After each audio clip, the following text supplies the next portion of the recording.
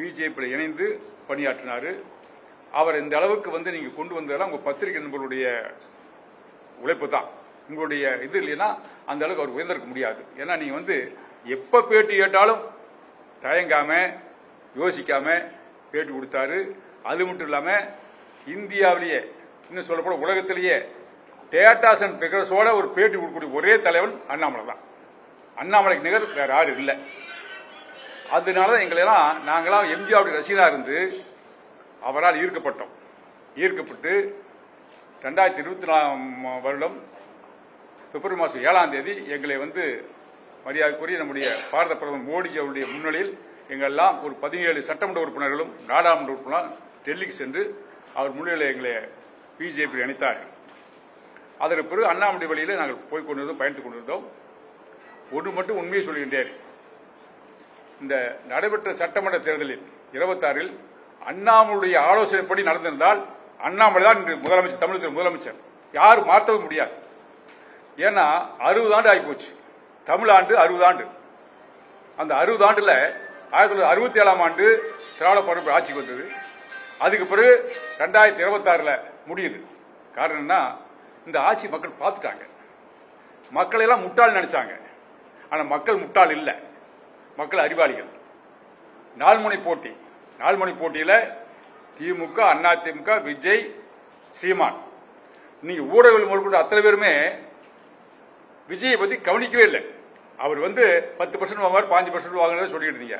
ஆனா நான் ஒருத்தன் தான் எங்க பாக்குறவங்க எல்லாம் சொல்லிட்டு இருந்தேன், விசில் ஊத போறாரியா, விசில் ஊத போறாரு, அவர் தான் வாய்ப்பு தெரியுது சொன்னேன். ஆனா ஒரே ஒரு ரிப்போர்ட்டர், அதாவது எக்ஸிட் போல்ல 108 சீட்டு வரல வரலாம்னு சொன்னாங்க. என்டிடிவியா, இந்தியா டுடே அது கூட சொன்னாங்க. அவங்க சொன்னதான் நடந்திருக்குது. ஆனா நானும் இது பல பேர் சொன்னேன், விசில் ஊத போகுது. காரணம் என்னன்னா, நீங்க எல்லாமே பண அரசியல் ஆச்சு. திருமங்கலத்திற்கு பிறகு திருமங்கலம் பார்மலான்னு சொல்லி தமிழ்நாட்டை கெட்டு குடிச்சுருவாங்க. அதுக்கு பிறகு பாத்தீங்கன்னா விஜய தேடி, அதாவது கூப்பிடாம அழைக்காம கட்டுக்கிடக்காத கூட்டம். இந்த கூட்டத்தை நான் எப்ப பார்த்தேன்னா 1972 எம்ஜிஆர் பார்த்தேன்.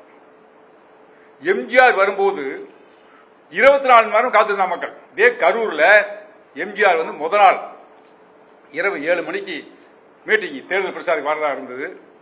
அவர் வரல, காலம் கடந்து போச்சு, ரொம்ப நேரம் ஆகி போச்சு. காலையில் 7 மணிக்கு தான் வந்தார். அது வரலும் கரூர் மக்கள் ஆளுக்கு ஒரு சொம்புல தண்ணியும், பூஜாலு தண்ணியும், அது இல்லாம ஒரு பாயும் கொண்டு படுத்திருந்தாங்க. அசையாம இருந்தாங்க. யாருக்கு காசு தரல, எது கிடையாது. இப்பெல்லாம் கூட்டத்துக்கு காசு கொடுத்தா கூட்டத்துக்கு வராங்க. அன்னைக்கு இந்த காலகட்டத்தில் தானா சேர்ந்த கூட்டம். அது மாதிரி விஜய்க்கு தானா சேர்ந்த கூட்டம். அதை வச்சுதான் நான் ஒரு கணக்கு போட்டேன். ரெண்டும் போக போகுது, விசில் ஊத போறோம்னு சொல்லி அது மாதிரி ஊதிட்டார். ஆனா அது கவர்ச்சியான ஒரு அரசியல். ஆனா இவர் அண்ணாமலையுடைய அரசியல் கவர்ச்சி இல்லை, முயற்சி, எழுச்சி.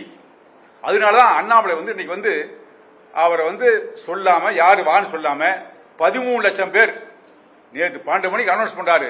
இன்னைக்கு 13 லட்சம் பேர் உறுப்பினராக இருக்காங்கன்னா தானா வந்த கூட்டம். அவர் இந்த 13 லட்சம் பேருக்கு பாத்தீங்கன்னா அவருக்கு தெரியாது, தானா வந்த கூட்டம். அதனால இந்த அரசியலுடைய தலையெழுத்தை மாத்துறதுக்கு தான் அண்ணாமலை தேவை அப்படின்னு நாங்களாம் வந்திருக்கிறோம்.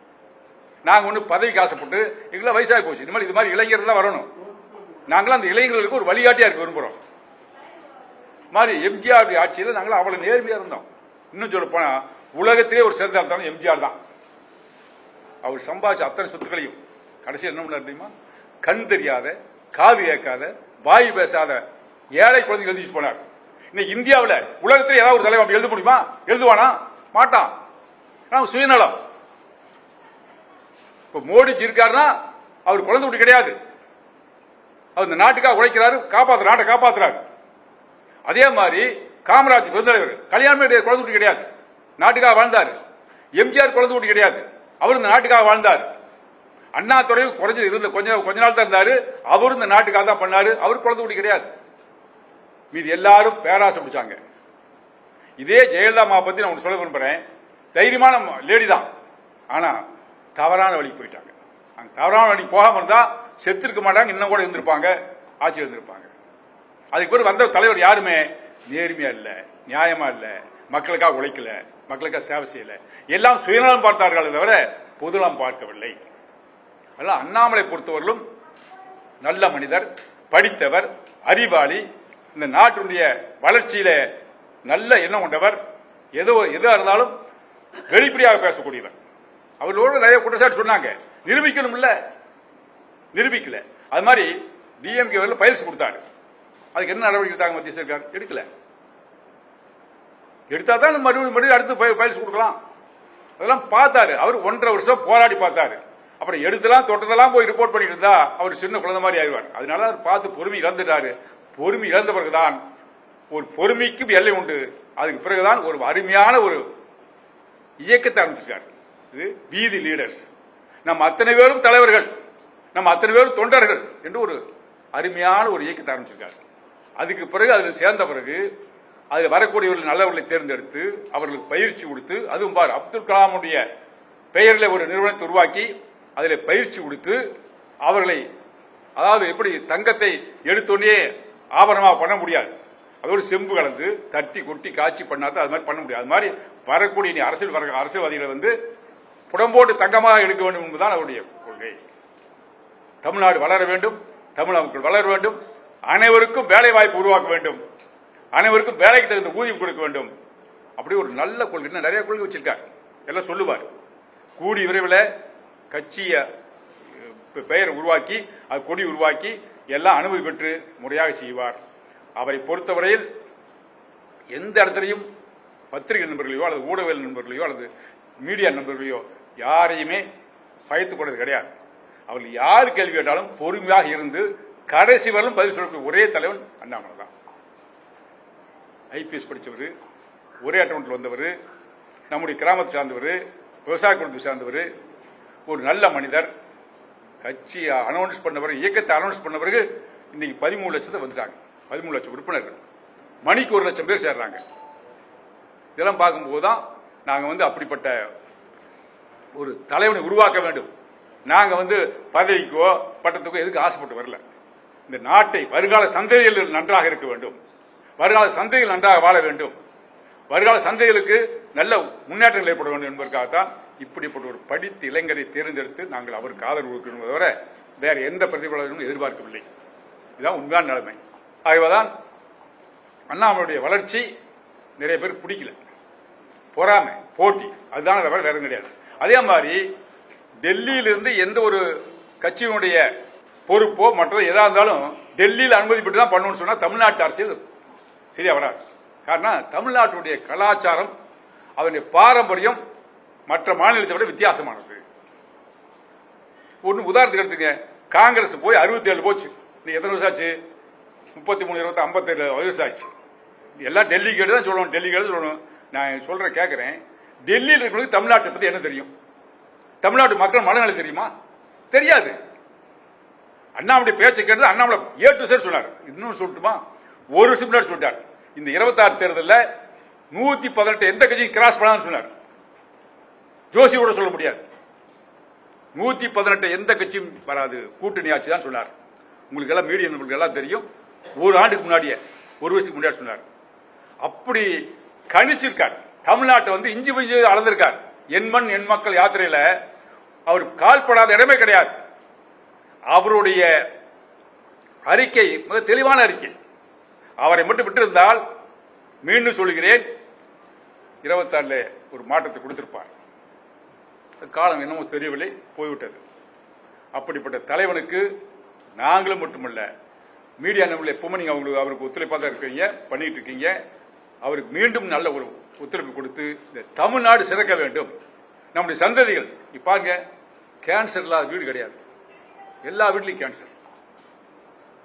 நோய் இல்லாத வீடே கிடையாது. குடிக்க நல்ல தண்ணி இல்லை, நல்ல பாதைகள் இல்லை, மக்களுக்கு ஒரு பாதுகாப்பு இல்லை, ஒரு போதை கலாச்சாரம். இதெல்லாம் ஒழிஞ்சாதான் நம்முடைய வாரிசுகள், தமிழகத்தினுடைய வாரிசுகள் நன்றாக வர முடியும். அந்த அடிப்படையில் நல்ல நோக்கத்தோடு தான் உருவாக்கி இருக்காரு என்பதை இந்த நேரத்தை சொல்லிக்கொண்டு, அடுத்து முன்னாள் எம்எல்ஏ கந்தசாமி அவர்கள் ஒரு சில கருத்துக்கள் சொல்வார்கள். திரு கே நண்பர்களே, எங்களை பொறுத்த மட்டிலும் அவர் சொன்ன மாதிரி நாங்கள் பதவிக்கு ஆசைப்பட்டு வயசாயிட்டு இருக்கலாம், ஓரளவுக்கு இனிமேல் பதவிக்கு ஆசைப்பட்டு வரல. அண்ணாமலை போன்ற ஒரு தீவிரமான அரசியல்வாதி இந்த நாட்டுக்கு நல்லது செய்யணும்னு ஆசைப்பட்டு தான் வந்தார். அது பிஜேபி இருக்கும்போது அவர் எவ்வளவோ முயற்சி பண்ணி பார்த்தாரு, சரியா இல்லை. அங்கே அவங்க டெல்லி அவர் ஒரு கணிப்பில் பண்ணுறாங்க, தமிழ்நாட்டில் அந்த கணிப்பு சரியாக வரதில்லை. அதனால அவர் ஒரு வருஷம் முந்தையே சொன்னார், நான் தமிழ்நாட்டில் பிஜேபி வளர்ச்சி அடைகிறதுக்கு எவ்வளோ முயற்சி பண்ண சரியாக வரலைங்க, எப்படினாலும் நம்ம தனி கட்சி ஆரம்பிச்சா அவர் சொன்னோம். ஒரு வருஷம் முந்தையே பேசினார், எங்கள்லாம் பேசினார். நாங்களும் சரி நீங்கள் என்ன முடிவு எடுத்தாலும் நாங்கள்லாம் ரெடியாக இருக்குன்னு சொல்லி சொன்னோம். அதே மாதிரி தேர்தல் முந்தையே அவர் ஒரு முடிவு எடுத்துட்டார். அதிமுக அலைன்ஸாக இருந்தால் நிச்சயமாக நான் அந்த அலைன்ஸ் ஏற்றுக்கிட்டு செயல்பட மாட்டேன், அதனால் எனக்கு பதவி வேண்டாம் சொல்லி அவரை முந்தைய ரிசைன் பண்ணுற அளவுக்கு தயாராக இருந்தார். அந்த நிலையில் எடப்பாடி பழனிசாமியை இவரோட வம்பு பண்ணி அவரை தலைவர் பதவி கொடுக்குற மாதிரி பேசினார். அதனால் வருத்தப்பட்டு வெளியே போனவர். இளைச்சல் நல்லா வேலை செஞ்சார். ஆனால் செய்யும் அவர் அறுவடை செய்யுது தாவேக்கா, இவர் விதைச்சாரு, அவர் அறுவடை செஞ்சிட்டார். அது சந்தர்ப்பம் அந்த மாதிரி சூழல் உருவாக்கி பண்ணிட்டாரு.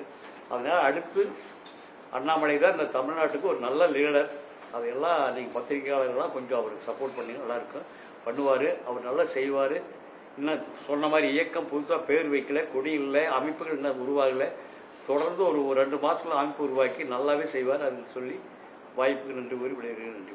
அனைவருக்கும் வணக்கம். நானும் உங்கள் மாதிரி ஒரு பத்திரிகையாளனாக இருந்து அரசியலுக்கு வந்தவன் தான். நான் ஒரு 2-3 கருத்துக்கள் மட்டும் நான் சொல்லணும்னு நினைக்கிறேன். பெருந்தலைவர் காமராஜரோட நான் கரங்கோர்த்து அரசியல் பண்ணியிருக்கேன். புரட்சித் தலைவர் எம்ஜிஆரோட பயணம் பண்ணியிருக்கேன். புரட்சித் தலைவர் அம்மாவோட பயணம் பண்ணியிருக்கேன். மொரார்ஜியோட பயணம் பண்ணியிருக்கேன். ராமகிருஷ்ண ஹெக்டேவோட பயணம் பண்ணியிருக்கேன். நாடாளுமன்ற சிற்பியாக விளங்கிய இரா செலியனுக்கு நான் உறுதுணையாக இருந்திருக்கேன். இத்தனை இருந்தும் கூட அது ஒரு காலம். அந்த காலத்திற்கு பின்னால இன்னைக்கு ஒரு மாற்றம் வேண்டிய ஒரு காலத்தில் இன்னைக்கு நம்ம தமிழ்நாடு இருக்கு. இந்த காலத்தில் யார் வரணும் அப்படிங்கிறதுல மக்களுடைய சிந்தனையில் கொஞ்சம் மாற்றம் அடைஞ்சு போச்சு. காரணம் என்னங்கன்னா, அந்த களத்தை உருவாக்குனது அண்ணாமலை அவர்கள். ஆனால் கந்தசாமி அண்ணா சொன்னது மாதிரி அதை அறுவடை செஞ்சது நடிகர் விஜய் அவர்கள். 2 சொன்னார். ஒன்று, திராவிட கட்சிகள் இனி இருக்கக்கூடாது. 2வது, மக்கள் பணத்தை வாங்கிட்டு ஓட்டு போடக்கூடாதுன்னு சொன்னார். இந்த 2 நடந்திருக்கு. இன்னைக்கு 2 திராவிட கட்சிகளுக்கும் தூக்கி மக்கள் வீசி எழுதிட்டாங்க. மக்கள் ஓட்டு போடுற மக்கள் நீங்க பணம் கொடுங்க, நான் வாங்கிக்கிறேன், ஆனால் உங்களுக்கு ஓட்டு போட மாட்டோம் அப்படின்னு சொல்லி தான் இன்னைக்கு மாற்று ஓட்டு போட்டிருக்காங்க. அந்த மாற்று ஓட்டு அண்ணாமலை இருந்திருந்தா அந்த ஓட்டு அண்ணாமலைக்கு வந்திருக்கு. அவர் இல்லாதனால அந்த இடத்துல யார் இருக்காங்கன்னு பார்த்தாங்க. விஜய் இருந்தாரு, அந்த விஜய் அங்கே ஓட்டு அவருக்கு போயிடுச்சு. ஏன்னா அவரே நினைக்கல தனக்கு இவ்வளவு சீட்டு தான் சீஃப் மினிஸ்டர் ஆயிரும்னு அவரே நினைக்கல. அந்த நினைக்காத காலத்தில் கூட அவர் வெற்றி அடைஞ்சிருக்கிற காரணம் அண்ணாமலை போட்ட விதை தான். நாங்கள் ஏன் அண்ணாமலை ஆதரிக்கிறோம்னு நான் சொல்லிடுறேன். அண்ணாமலை என்ன தவறு பண்ணார்? பாரதிய ஜனதா கட்சியில் இருக்கவர்கள் அவர் பொறுப்பேற்ற காலத்தில் இந்த 2001 இதே அரவக்குறிச்சி சட்டமன்ற தொகுதியில் போட்டியிட்டதுக்கு அப்புறம் மாநில தலைவராகி இன்னைக்கு விலகிற வரல நீங்க பாத்தீங்கன்னா அவர் மாதிரி ஒரு உழைப்பு கொடுத்தவன் யாருமே இல்லை. எந்த அரசியல் கட்சி, பாரதிய ஜனதா கட்சி மட்டும் சொல்ல, எந்த அரசியல் கட்சியிலும் அவர் மாதிரி உழைப்பை கொடுத்தவன் யாரும் இல்லை. ஆனா அந்த உழைப்பை கொடுத்து கூட அந்த பயன் இல்லாமல் அவரை துச்சமா நினைச்ச ஒரே காரணம் என்ன, ஒரு தவறு சொல்லி தான் என் மாதிரி அண்ணாமலை இந்த தவறு பண்ணிட்டாரு அப்படின்னு சொல்லியிருந்தா கூட அவர் மனசு கொஞ்சம் ஆறுதலாயிருக்கு. இதற்கு அவங்க சொன்ன பாரதிய ஜனதா கட்சியோட மேலிட தலைவர்கள் சொன்னதையெல்லாம் கேட்டார். எல்லாம் என்னென்ன சொல்லணுமா, நீங்க பதவி விட்டு விளைக்கிறேன், நீங்க எடப்பாடியார சீஃப் மினிஸ்டர் சொல்லுங்க, சொல்றேன், அவரை தான் நான் சீஃப் மினிஸ்டர் ஆக்கிற பிரச்சாரம் பண்ணணும்னு சொல்றேன், எல்லாம் செஞ்சார். அவர் மேலிடத்தினுடைய அனுமதியோடு அவர்கள் என்ன சொன்னாங்களோ பாரதிய கட்சிங்கிற ஒரு கட்சியினுடைய விதிகளுக்கு உட்பட்டு அவர் எல்லாமே செய்தார். ஆனாலும் அவரை கொஞ்சம் கூட சிறிதளவு கூட அவருடைய படிப்பு அளவுக்கு, அவர் உழைத்த உழைப்பு அளவுக்கு மரியாதை கொடுக்காத ஒரே காரணத்தினால்தான் கடந்த 8 மாதங்களாக கடுமையான வேதனையில் இருந்த அவர் ஒரு புதிய அமைப்பை உருவாக்கி இருக்கிறார்கள். அதுக்கு பின்னால் இன்னும் 3 மாதம் கழித்து அது அரசியல் கட்சியாக மாறும். இந்த இடத்துல இன்னொன்னு சொல்ல வர, அந்த அரசியல் கட்சி எப்படி மாறும்னு பாருங்க. இந்த 3 மாத காலத்தில் அப்துல் கலாமுடைய பெயரில் இளைஞர்களுக்கு ஒரு பயிற்சி வகுப்பு நடத்தப்படும். அந்த பயிற்சி வகுப்பிலிருந்து தேர்ந்தெடுக்கப்பட்டவர்கள் தான் இந்த அமைப்பிற்கு பொறுப்பாளர்களாக வருவார்கள். அப்படி என்று சொன்னால் ஆரம்பத்திலிருந்தே இந்த விதை சரியான விதையாக இருக்க வேண்டும் என்பதில் அவர் கவனமாக இருக்கிறார். இன்று 3 மாதம் கழித்து அந்த இயக்கம் துவங்கப்படும், கட்சியினுடைய கொள்கை அறிவிக்கப்படும், கொடி அறிவிக்கப்படும். அதற்கு பின்னாலே அவர் மாவட்ட ரீதியாக அவர் சுற்றுப்பயணம் செய்ய இருக்கிறார்கள். அதற்கு பின்னர் நீங்கள் அவரையே சந்தித்து பேசலாம். எனவே எங்களை போன்றவர்கள் வடிவேல் ஐயா சொன்ன மாதிரி எல்லோருக்கும் ஒரு வழிகாட்டுதலாகத்தான் நாங்கள் இருக்கிறோம். இளைஞர்களாக எல்லாரும் தான் இந்த இடத்துக்கு வர வேண்டும். அதைவிட மீடியா பத்திரிகையாளர்களாகிய நீங்கள் அவர்களுக்கு முழு ஒத்துழைப்பு கொடுக்க வேண்டும் என்று இந்த நல்ல நேரத்தில் கேட்டுக்கொள்கின்றேன். நன்றி, வணக்கம். நீங்க அவர் மேல் என்ன குற்றச்சாட்டு சொல்லுங்க, நிரூபிங்க. நிரூபிச்சுன்னா அரசு விட்டு போயிடுவார். அதாவது ஒரு பழமொழி என்ன கிராமத்தை சொல்லுவாங்க, என்ன தெரியுமா, உழுவுற மாட்டை அந்த விவசாயி என்ன பண்ணுவானா, ஏர் விட்டு வந்த உடனே நுகத்தை கட்டி அடிப்பானா. அது மாதிரி இன்னும் சொல்ல போனா எவ்வளவு தூரம் இறங்கி போகணுமோ நாயிலும் கேவலமாக எண்மண் மண் மக்கள் யாத்திரையில பட்டி தொட்டிலாம் போய் தமிழ்நாட்டை பிஜேபி இருக்கிறத காட்டுறதே அண்ணாமலை தான்.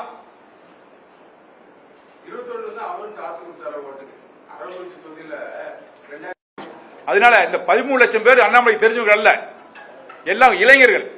இளைஞர்னா உங்க மாதிரி இருக்கக்கூடிய பசங்க, பிள்ளைங்க, இளைஞர், யங்ஸ்டர்ஸ், படிச்சவங்க. அதுபோல நான் நேற்று சொன்னேன், என்ன சொன்னா, இது மாதிரி இந்த லிங்க் சில பேர் தெரிய மாட்டேங்குது. எனக்கே கூட இந்த லிங்க் போட தெரியல. ஆனா அப்புறம் அவர்கிட்ட சொன்னேன், இப்போ ஒரு மிஸ்டு கால் கொடுத்தா நம்ம உறுப்பினர் மாதிரி பண்ணுங்க, ஏன் நிறைய பேர் தெரியாம தவிக்கிறாங்க அப்படின்னு சொன்னேன். அதுக்கு ஏற்பாடு பண்ண இருக்காரு.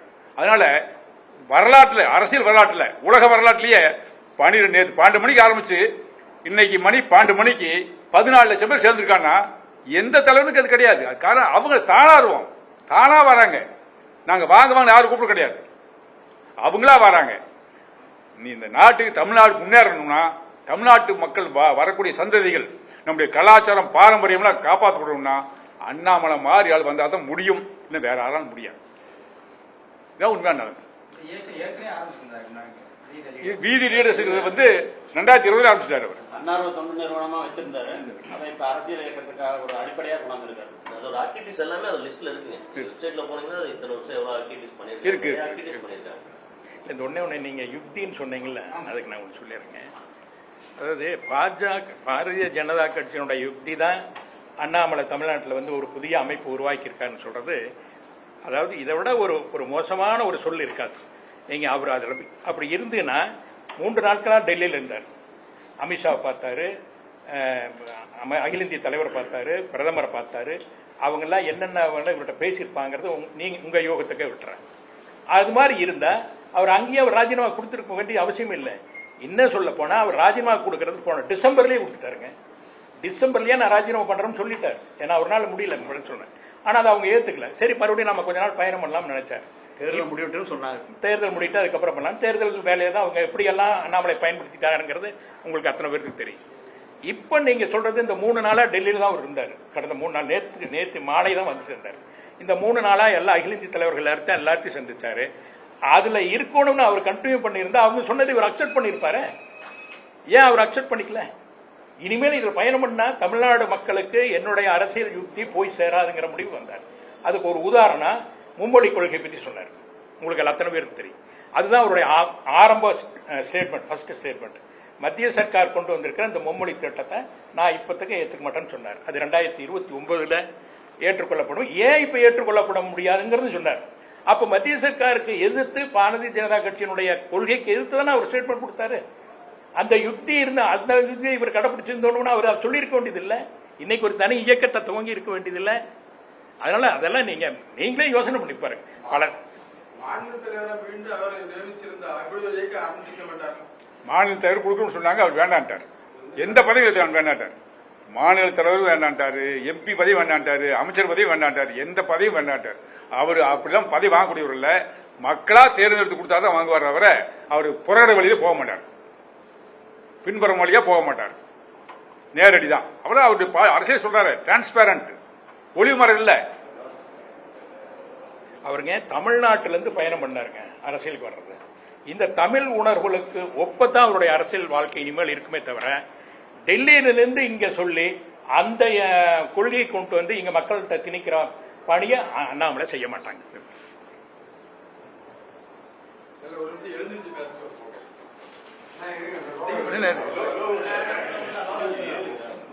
கூட்டிட்டு போட்டு கேள்வி கேட்கணும். கேள்வி கேட்கட்டும். தம்பி கொஞ்சம் பொறு, கேள்வி கேட்கட்டும். என்ன ஜெய் கணேசன், உங்க கேள்வி வேணாம்? உங்களுக்கு போல உங்க சிசி கேட்டாப்பையா? இல்ல கேள்வி கேளுங்க, கேட்டீங்கன்னா தான் தெரியும். கேட்டீங்கன்னா தான் தெரியும். கருத்தோட கேள்வியில் தான் சீனியர் ரிப்போர்ட்டர் நீங்க தான் கேளுங்க. அப்புறம் வருங்காலத்துல ரஜினிகாந்த் ஒய்ஃபுக்கு ஒரு மக்கள் இயக்கங்களை தொடங்கிட்டாங்க. அதுக்கு இணைய வாய்ப்பு இருக்குங்களா? அதான் தெரியாதுங்க. ஏன்னா அது அவங்க தனி ஆரம்பிச்சிருக்காங்க, அதெல்லாம் தெரியாது. உங்க சும்மா நாங்க ஆரம்பிச்சது வந்து ரஜினியுடைய ரசிகர்கள் ஆதரவு வந்து அண்ணாமலைக்கு போயிடக்கூடாதுன்னு திட்டமிட்டு திமுகவின் தூண்டுதலால் ஆரம்பிக்கப்பட்டது. அது வந்து கண்டிப்பா ரஜினி ரசிகர்கள் ஆதரவு வந்து அண்ணாமலைக்கு போயிடக்கூடாதுன்னு ஆரம்பிச்சிருக்காங்க. அது வேண்டாம்.